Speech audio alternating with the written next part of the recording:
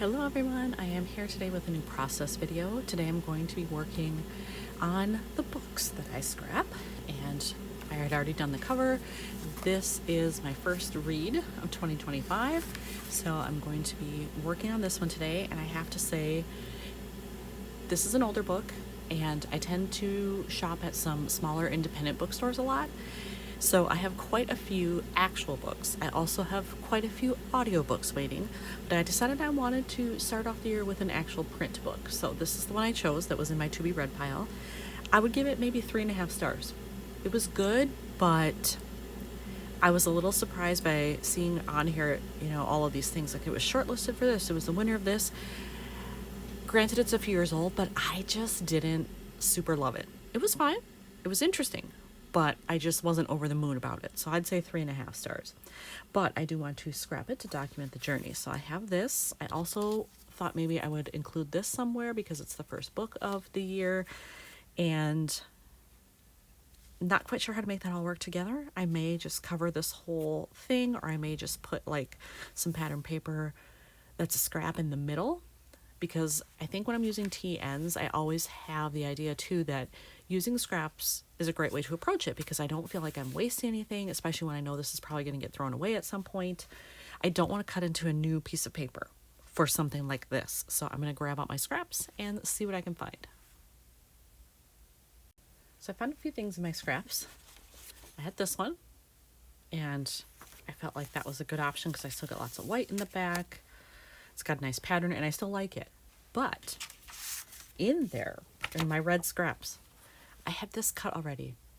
And I gotta tell you, I have no idea why I cut this or what it might be for. I know this paper is older, so my guess is it's probably been in there quite a while. I just noticed, at the back, doesn't look horrible either. It kind of matches this up here. I was thinking this way, although that is quite busy, but I thought, well, I could use that and then just cut off the part at the end that I don't use, and it makes it visually interesting, and then just pop this on there somewhere.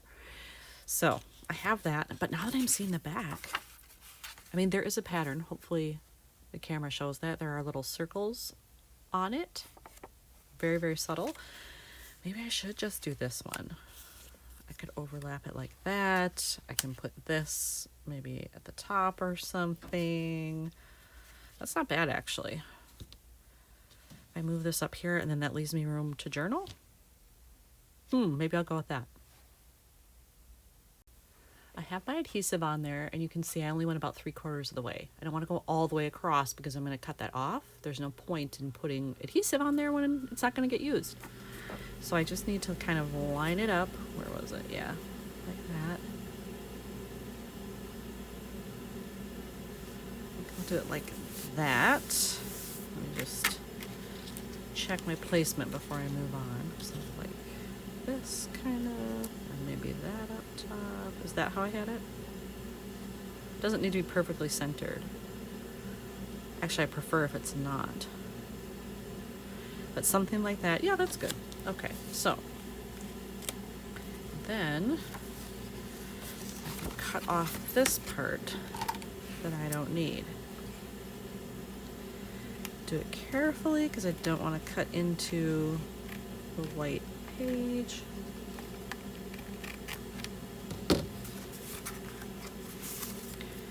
How does that look? Ooh, that's pretty good.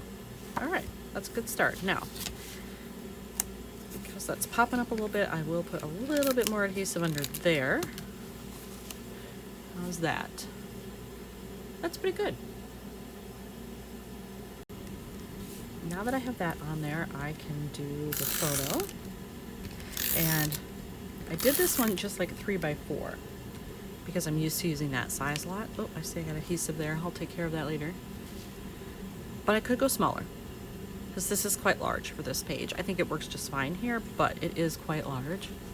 So let's see. I'm going to go off center somewhat. A little bit more to the left side. Is that even this way? Yeah, close enough. All right. So just kind of make sure that's stuck down, and then that part's done. I do like that on this piece of ephemera there's already a fake staple in it, because when I'm using a TN like this, it's very hard to do staples. I could put it like just through this piece so it didn't pass through the white paper, but it's more of a pain. So I probably won't do that a whole lot in this album. I'll just do flat elements like this, which is totally fine. And then I wanted this kind of in the middle at the top of the curve there, like so. I don't care if it overlaps a little bit. Actually, there, let's do that. How's that look?